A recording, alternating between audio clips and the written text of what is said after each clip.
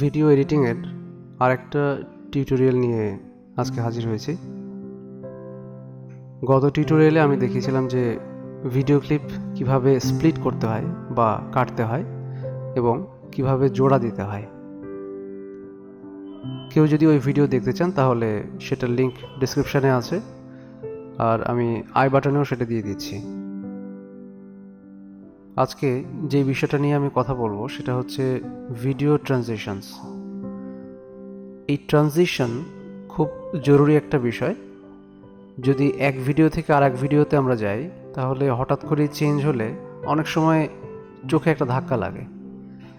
তো এই ধাক্কাটা যেন না লাগে সেজন্য দুটো ভিডিওর মাঝখানে একটা ট্রানজিশন বসানো হয়। তো এই ট্রানজিশন অনেক ধরনের হয়ে থাকে, আমি সিম্পল দু একটা দেখাবো এবং সেটা কিভাবে প্লেস করতে হবে সেটা বোঝাবো। গত ভিডিওতে যেই টিউটোরিয়াল ফাইল খোলা ছিল সেটাই আমি আবার আজকে খুলেছি। এখানে এই ভিডিওটাকে মাঝখান থেকে কাট করা হয়েছে। আমি ডান পাশের ভিডিও ক্লিপটা সিলেক্ট করে ডিলিট করে দিচ্ছি।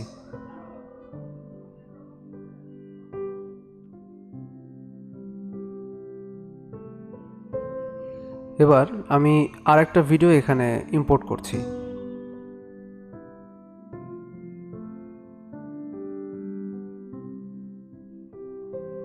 এই ভিডিওটা আমি ক্লিক করে ড্র্যাগ করে এখানে নিয়ে আসলাম।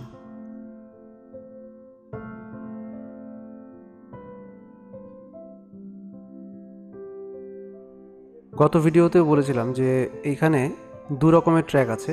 একটা হচ্ছে ভিডিও V12, এগুলো হচ্ছে ভিডিও ট্র্যাক, আর A12 এটা হচ্ছে অডিও ট্র্যাক। এই ভিডিওটার কোনো অডিও ট্র্যাক ছিল না, কিন্তু এই ভিডিওর একটা অডিও ট্র্যাক আছে। যাই হোক, সেটা থাকুক, সেটা সমস্যা না, এটা নিয়ে আমরা পরে কথা বলবো। এখন এই ভিডিওটাকে আমি টেনে বাম পাশের ভিডিওর সাথে জোড়া দিচ্ছি।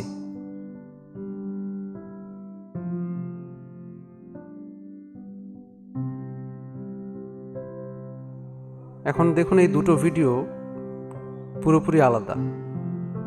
একটা ভিডিও থেকে যখন আরেকটা ভিডিওতে জাম্প করে তখন কেমন লাগছে সেটা দেখুন।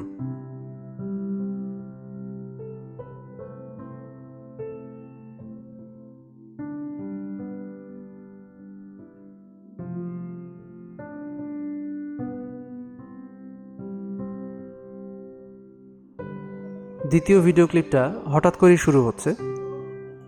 অনেক সময় এরকমও রাখা যায়, প্রত্যেক দুটো ভিডিওর মাঝখানে যে ট্রানজিশন ইউজ করতে হবে এরকম কোনো মানে নেই, কিন্তু মাঝে মাঝে ট্রানজিশন ইউজ করার খুব দরকার হয়।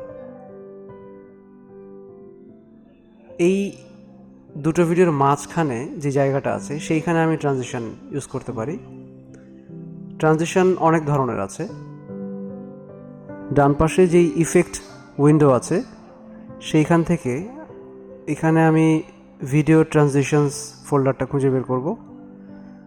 খুঁজে বের করে এই রাইট অ্যারো যেখানে আছে সেখানে একটা লেফট ক্লিক করব। লেফট ক্লিক করার পরে এটা এক্সপ্যান্ড হয়ে যাবে। এখানে বিভিন্ন ধরনের ট্রানজিশন ফোল্ডার আছে। সাধারণত আমি ডিজলভ ফোল্ডার থেকে কিছু ট্রানজিশন ইউজ করি। ডিজলভ ফোল্ডারে ক্লিক করলাম। তারপরে এখানে বেশ কিছু ট্রানজিশনস আছে। প্রথমে হচ্ছে অ্যাডিটিভ ডিজলভ, তারপরে cross dissolve, dip to black, dip to white, film dissolve, morph cut, non additive dissolve. যাই হোক, আমি ক্রস ডিজলভটা একটু বেশি ইউজ করি দুটো ভিডিওর মাঝখানে। তো যেই ট্রানজিশনে আমরা ইউজ করি না কেন সেইটাকে মাউস দিয়ে লেফট ক্লিক করে ধরে ড্র্যাগ করে এই দুটো ভিডিওর মাঝখানে নিয়ে এসে ছেড়ে দিতে হবে। এখন দুটো ক্লিপ দেখতে কেমন লাগছে দেখুন।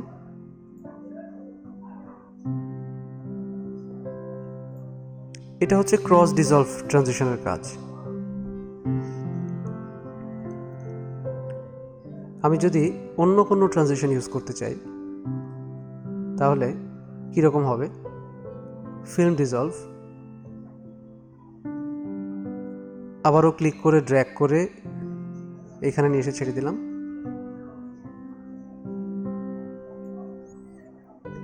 এবার দেখুন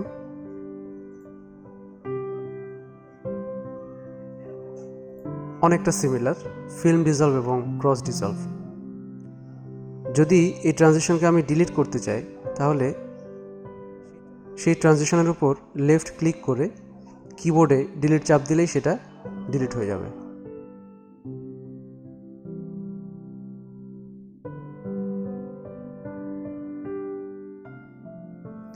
এখানে যতগুলো ফোল্ডার আছে সবগুলোই ট্রানজিশনের ফোল্ডার। আমি যদি ওয়াইপ ফোল্ডার থেকে কোনো একটা ট্রানজিশনস ইউজ করি, যেমন ইনসেট,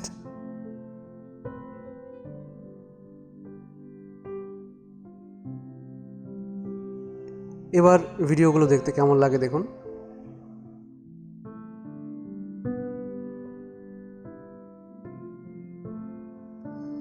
এটা রিমুভ করছি।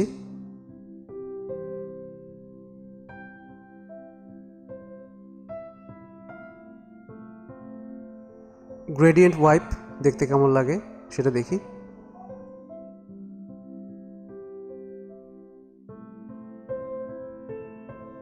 এখানে একটা অপশন আছে সফটনেস আপনি কতটুকু চান, বা যদি কোনো ইমেজ সিলেক্ট করতে চান। আমি কিছুই করছি না, যা আছে তাই ওকে ক্লিক করছি।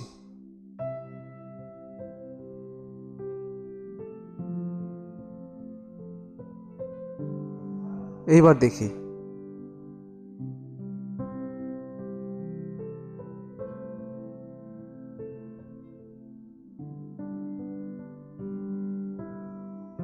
আপনি আপনার ভিডিওতে কোন ট্রানজিশন ইউজ করবেন সেটা সম্পূর্ণ আপনার ব্যাপার। আমি সাধারণত ট্রাভেল ভিডিও করি বা ডকুমেন্টারি বা মিউজিকের ভিডিও করি, তো আমার খুব বেশি ট্রানজিশন দরকার হয় না। আমি ফিল্ম ডিসলভ আর ক্রস ডিসলভটা বেশি ইউজ করি। তো আজকের ভিডিওতে এই পর্যন্তই, পরের ভিডিওতে আবার দেখা হবে।